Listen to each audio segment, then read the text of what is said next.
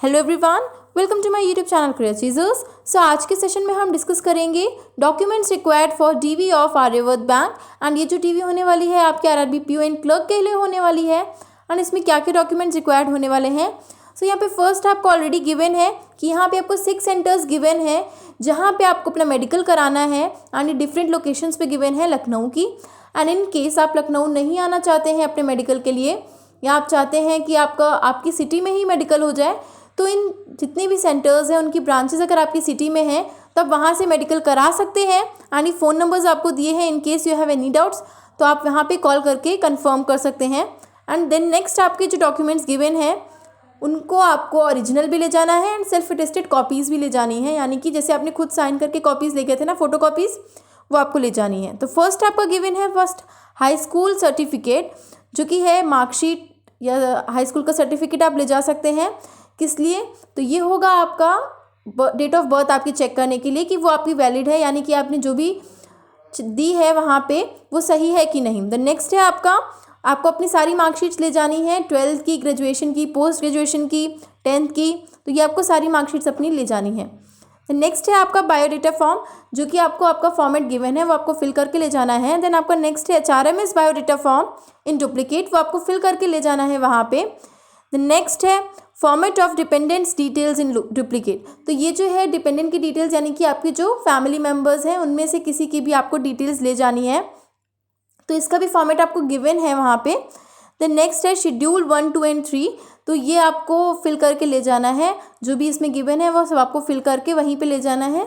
The next है original certificate of computer qualification with attested xerox copy, तो आपको computer की क्वालिफिकेशन की ओरिजिनल ले जानी है एंड जेरोक्स कॉपी ले जानी है।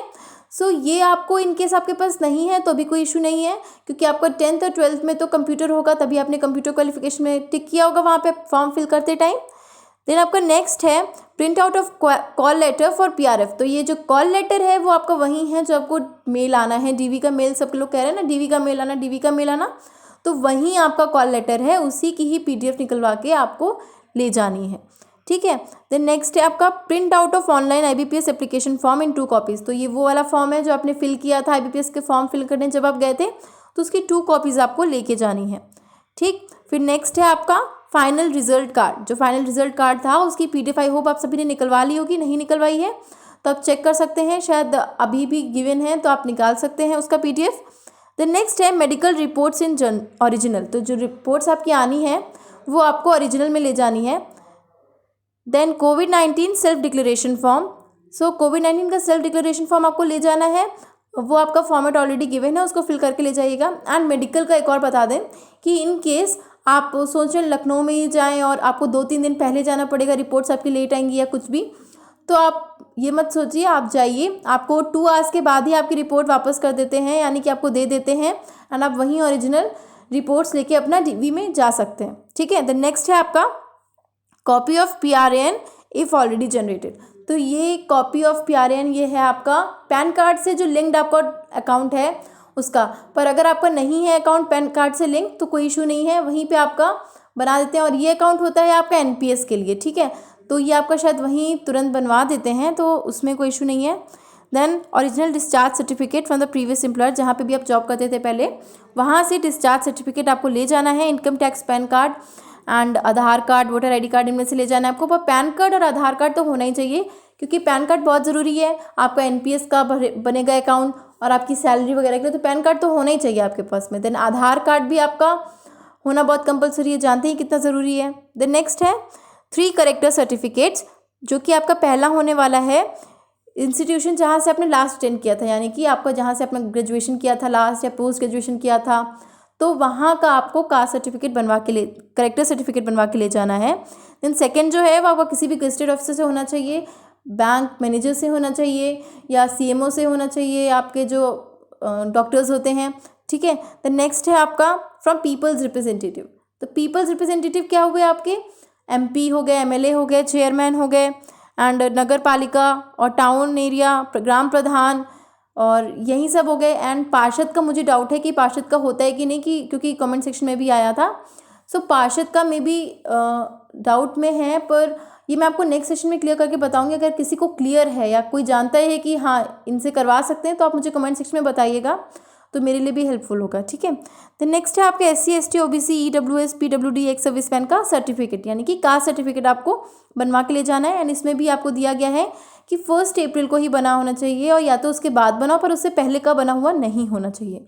तो जिनके पास अभी है नहीं है तो अभी का, तो वो बनवा लीजिए एंड ये आपको सबमिट करना है वहाँ पे, और इसका भी गवर्नमेंट सेंट्रल गवर्नमेंट के फॉर्मेट में ही होना चाहिए।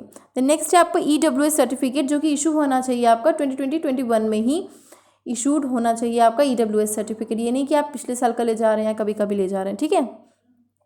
देन आपका military discharge certificate along with pension payment, ये उनके लिए है जिनका एक्स सर्विसमैन का है, तो उनको अपने डॉक्यूमेंट्स लेके जाने हैं, जो भी उनका डिस्चार्ज सर्टिफिकेट है या पेंशन कार्ड वगैरह का उसका रिलेटेड है। देन नेक्स्ट है रेफरीज रिपोर्ट फ्रॉम 2 रेफरीज। अब रेफरी में क्या है आपका, जो आपके नेबर में है तो उनका ले जाना है, 2 चाहिए आपको, एंड उनकी ID कार्ड के भी फोटोकॉपी आपको लेके जानी है, ठीक है। देन नेक्स्ट है आपका no objection certificate by the present employer, जहाँ भी आप जॉब कर रहे हैं वहाँ से आपको नो ऑब्जेक्शन सर्टिफिकेट बनवाना होगा। एंड नेक्स्ट आपका डिस्चार्ज ऑर्डर, तो डिस्चार्ज ऑर्डर यानी कि NOC वगैरह आपको बनवानी पड़ेगी अपनी, कि कहाँ से आप जॉब करते थे एंड वहाँ से आपने अपना रेजिग्नेशन ले लिया है, ठीक है। देन नेक्स्ट है आपका कि आपको पुलिस वेरिफिकेशन के लिए कहीं भी नहीं जाना पड़ेगा, यानी कि ऐसा नहीं है कि आपको पुलिस स्टेशन जाना पड़ेगा। आपको क्या करना है, बस फॉर्म फिल करवाना है एंड आपको वो फॉर्म फिल करके सबमिट कर देना है ID आधार पैन कार्ड के साथ में। तो आपको क्या करना है कि वहाँ अपना फॉर्म फिल करके दे देंगे, और आपके जो बैंक में है वहाँ पे आपको खुद से ही जो बैंक एम्प्लॉयज़ हैं जिनको भी कराना है आपका वेरिफिकेशन, वो खुद से करवा लेंगे एंड आपको उसके लिए इशू लेने की ज़रूरत नहीं है, क्योंकि जो आपका ये वेरिफिकेशन होता है ना, वो आपकी ज्वाइनिंग के बाद भी चलता रहता है। तो ऐसा नहीं है कि आपकी ज्वाइनिंग नहीं होगी जब तक वेरिफिकेशन नहीं होगा, वो आपका बाद में भी चलता रहेगा, वो अपना वो लोग खुद देख लेंगे, ठीक है। देन नेक्स्ट है आपका बॉन्ड का, तो 2 लाख का बॉन्ड आपका बनेगा जनरल OBC एंड आपका एक्स सर्विसमैन का, एंड 1 लाख का बॉन्ड आपका बनेगा SC ST PWD का फॉर ऑफिसर स्केल 1 यानी कि PO के लिए। एंड देन क्लर्क के लिए आपका बनेगा 1 लाख रुपीज़ का general OBC ex serviceman, and 50,000 का बनेगा आपका SC ST PWD का ऑफिस असिस्टेंट के लिए। तो ये जो बॉन्ड है, बॉन्ड को लेके बहुत सारे डाउट्स आ रहे हैं कि मैम बॉन्ड जो बनेगा उसमें हम पेरेंट्स के साइन कैसे, मतलब पेरेंट्स के साइन करवा सकते हैं, करवा के या उन्हें लेके जाना पड़ेगा साथ में लखनऊ, क्योंकि नोटरी का तो लखनऊ में दिया है। तो ऐसा कुछ इशू नहीं है, आप साइन करवा लीजिए, घर पे ही करवा लीजिए, बॉन्ड घर पे फिल करा लीजिए। एंड जो आप बॉन्ड बनवाना है वो अपनी सिटी में बनवा सकते हैं, पर जो नोटरी है उसका स्टैम्प जो लगना है वो आपको लखनऊ के ही कोर्ट से लगेगा। तो साइन आप करवा लीजिए, फॉर्मेट बनवा लीजिए, सब कुछ कर लीजिए, बस नोटरी के लिए जाइए, वो तुरंत के तुरंत आपका कोर्ट से हो जाएगा, ठीक है। नेक्स्ट है आपका कि आपको सिक्योरिटी के फॉर्म में 20,000 रुपीज़ सबमिट कराने हैं, एंड इन कैश होने चाहिए। ये आपके 20,000 रुपीज़ इसलिए होते हैं कि आपने सब कुछ करवा लिया, DV करा लिया, ज्वाइनिंग लेटर ले लिया, सब कुछ ले लिया, और तब आप गए ही नहीं वहाँ पे, ज्वाइनिंग ही नहीं ली, तो ये आपका सिक्योरिटी के लिए लेते हैं 20,000 रुपीज़। एंड ये 3 मंथ्स बाद यानी कि 90 डेज़ में आपको रिटर्न हो जाते हैं विद इंटरेस्ट। तो ये सब आपका कंप्लीट हो गया, एंड आई होप सब कुछ कवर हो गया होगा, इसमें सारे डॉक्यूमेंट्स कवर हो गए होंगे। एंड अगर आपको डिटेल में चाहिए कि कैसे आपको डॉक्यूमेंट्स फिल करने हैं ईच एंड एवरी डॉक्यूमेंट, तो आप मुझे कमेंट सेक्शन में ये बता सकते हैं। सो नेक्स्ट सेशन हम उस पर भी लाने की ट्राई करेंगे, but you have to tell me in the comment section. So अगर आपके और भी कोई डाउट्स हैं तो उस पर भी वीडियो बनाएंगे।